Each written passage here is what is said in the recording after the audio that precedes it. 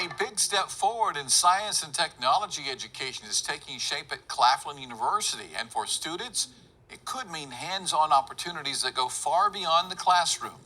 Here's Jamin Wade. Work has begun on a new Biotechnology and Innovation Center at Claflin University. School leaders say the project will transform how students learn, research, and prepare for their future. For sophomore computer engineering major Brianna Nebrit, the impact is already clear. It seems like it'll be a really great opportunity for us to get more hands-on learning, just more opportunities to experience our education in a different kind of way than what we have currently.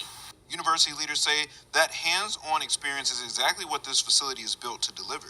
It will expand access to fields like biotechnology, cybersecurity, and artificial intelligence. Vice Provost of Academic Programs, Dr. Verley Tisdale, says the goal is to make sure students aren't just keeping up, but leading the way.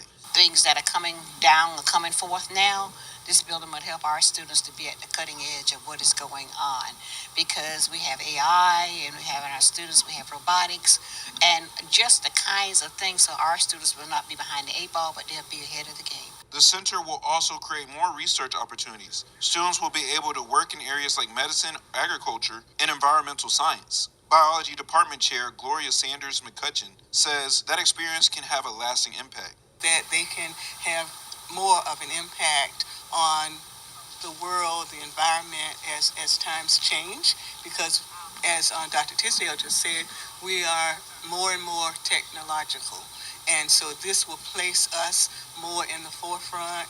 The project is also a major investment with more than $17 million in federal funding. The new Biotechnology and Innovation Center is expected to be completed in the fall of 2027. Reporting in Orangeburg, Jamin Wade, News 19 WLTX.